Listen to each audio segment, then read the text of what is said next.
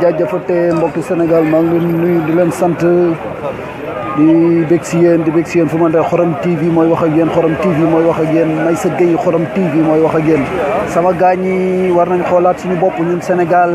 sénégalais war nañ xoolaat suñu bopp amaat jàngat suñu bopp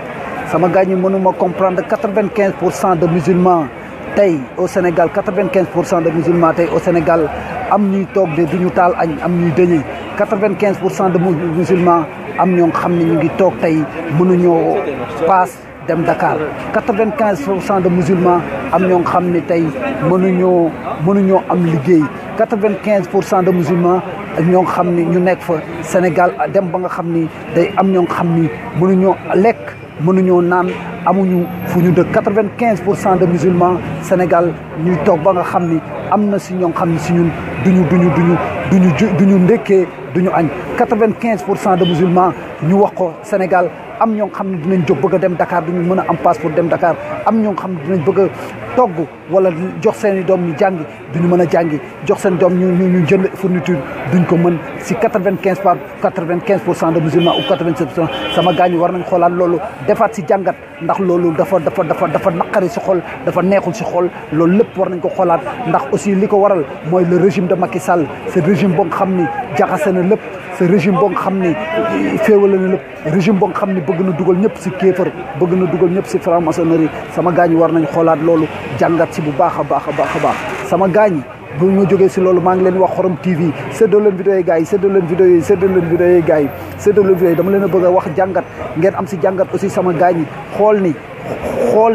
xool ni le régime de Macky Sall yóbbee na gars yi toroxal na Sénégalais yi toroxal na askan wi toroxal na baadoole yi parce que li tax ma ko benn mbaxanaa fa nekk Sénégal te Macky Sall moo ko sol di dogal ci justice bi di dogal à l'Assemblée nationale yooyu yëpp mu teg fa loxoom teg fa tànkam ñuy dox si lu ko neex di wax si lu ko neex di def lu ko neex di def lu xam lépp loo xam lu ko neex la li ko soob askan wi di seetaan loolu askan wi le bas peuple di si sonn askan wi di seetaan loolu ñëpp di seetaan loolu je vous dis que la révolution est pour bientôt préparons-nous pour ça parce que Macky Sall yóbbu na dëkk bi fa nga xam ni ñun ñëpp war nañ ci taxaw jomm ni ko doo sama waay doo yóbbu si dëkk bi fu mu xamul bu doo ko yóbbu fa nga xam dang ñuy sànq ñun ñi sànq nañu ba pare te sama gars yi dama bëgg ñu taxaw ñun ñëpp xool bëgg a jàng doo jàng bëgg a liggéey doo liggéey bëgg a tukki doo tukki bëgg a am justice bu équitable te mënoo ko am ndax le régime de Macky Sall sama gaañu loolu war nañ ko xoolaat war nañ ci xoolaat ndax duñu demee bay am ay procureur ay magistrats yoo xam ni sont omnibulés dañ leen ni guidé Macky Sall dañ leen ni guidé ay procureur ay magistrats yoo xam sont des corrompus et je le dis encore on a des magistrats et des procureurs yoo xam c'est des corrompus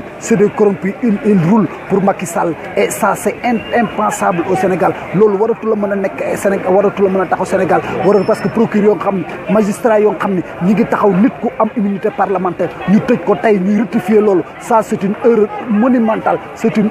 erreur du siècle un procureur un magistrat boo xam ne moo ko def erreur boo xam c'est l'erreur du siècle c'est erreur judiciaire du siècle boo xam ne erreur dootu ko mën a weesu au Sénégal procureur yi magistrat yoo xam ne yana des gens c'est des corrompus c'est des pions de Macky Sall ils roulent pour Macky Sall ça nag je vous dis que sama gars yi nañu taxaw jom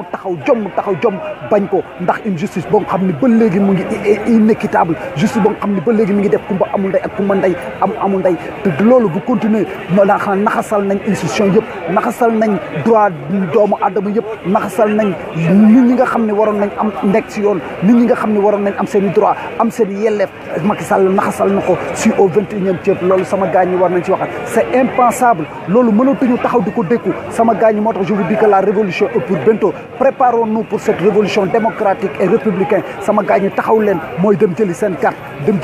taxaw jàkkaarloog Macky Sall def ay manifestation tout ce qui est autour muy manifestation muy sitting muy boycott muy concert de casserole muy des bandes rouges des brassards rouges tout ce qu'on pense que ni rek ça peut montrer à Macky Sall que le bas peuple n'est pas content contre son régime contre son gouvernement il faut le faire sama gars ñi taxaw leen man may sëggee ak diaspora bi j'interpelle la diaspora que ni ñoom aussi changement bi si ñoom la war a jógee changement bi si ñoom la war a taxawee te bàyyi discussion de position yi te bàyyi polémique yi te bàyyi positionnement yi par positionnement yi te bàyyi xëccoo bi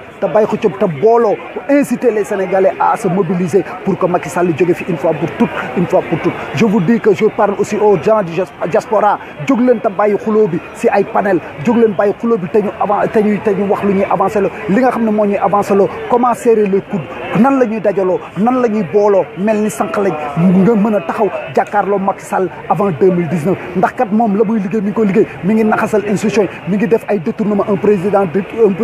qui détourne mi ngi détourne avec son gouvernement ñi ngi naxasal justice bi ñi ngi naxasal askan wi ñi ngi naxasal baadoole yi ñi ngi naxasal yëpp ñun au sud de tout ça ñu nekk di polémiquer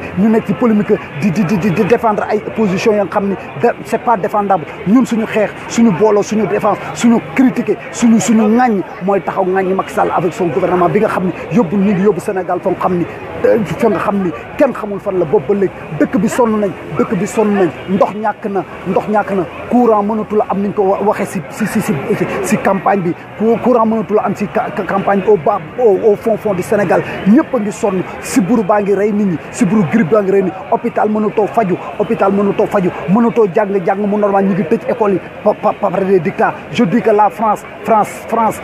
mënuñu a opposé à un peuple qui a décidé France mënut a opposé à un askan boo xam dañoo décidé taxaw ni bëggatuñu kii France à ce moment il va se débarrasser de lui-même c'est France ñooy xëy débarrasser kon nag nañu taxaw ñun ñëpp jàkkaarloog Macky Sall wax ko ni on ne veut plus de toi polémique yi force bi lépp discussion bi yëpp si loolu la war a basé wu ñu taxaw ñun ñëpp au lieu que ñuy def des guerres de positionnement ay des guerres de leadership ay yooyu loolu mënatu la taxaw Sénégal te man Meissa Gueye Xorom TV man nanguwuma ko te jàpp ma ni loolu kat dina avancer suñu xeex mooy que ñu booloo ñun ñëpp benn doole dank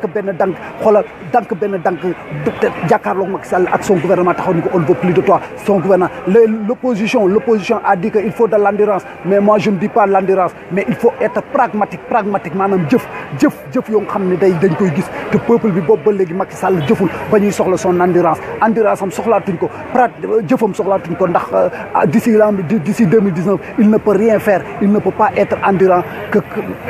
mënu fee def une endurance boo xam ne dina rattraper ce qui nous a fait perdre lim ñu ferloo sama gaañi taxaw leen ñun kenn jàngatul naxasal na njàng mi naxasal na justice bi surtout justice bi nga xam ne il est composé de magistrats corrompus je le dis haut et fort des magistrats yoo xam dañ leen a ger des magistrats yoo xam ne dañuy dox si waawu Macky Sall ba mënatuñu ràññi lii dëgg ak lu dul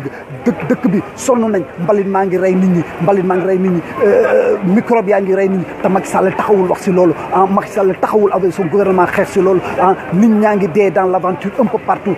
diaspora bi soxla seen i carte d'identité ak seen i bulletin électeur mënu ko lijjanti di mbaa di jox ay jabaru ambassade ay 500 000 francs ñooñu lan la nga représenté alors que 500 000 par mois yooyu ak les jabaru consul loolu am na lu mu am na fu mu mënoon jëriñ peuple ndax am na ñoo xam tey ñi ngi xiif ñi ngi mar ñi ngi mënuñoo fay seen loxo ñi ngi hôpital amuñu ay ordonnance ña ngay sonn ñi ngi bëgg a déplacé wu mënuñoo déplacé ndax manque de moyens ñi nga xam dañuy dox au 21e siècle sénégalais boo xam day toog ba doog mën a am lu mu taali ci nam sama gaañ man ko je salue de passage tous les gens qui se mobilisent pour que Macky Sall jóge je salue tous les gens yi nga xam ne ñi ngi xuloo ñi ngi xeex ñi ngi booloo seen doole pour jàpp ba Macky Sall mën fa jóge pour suñu askan jëndeekuwaat pour suñu askan sama gaañ nag nañu xam nañ folli mais xamaguñu fal nañu xool ni ñuy fal avec un programme boo xam ni dina leer jaajëfaay vive le Sénégal Xorom TV moo doon wax la sama gars yi séddoo leen vidéo yi jaajëfaay jërëjëf Serigne Touba jaraw sax mag sa gars yi màggal Touba ila Touba nag sama gars yi Touba lañ jëm ñun ñëpp sàkku fa ay ñaan pour que Macky Sall et son gouvernement jóge fii jaajëf jërëjëf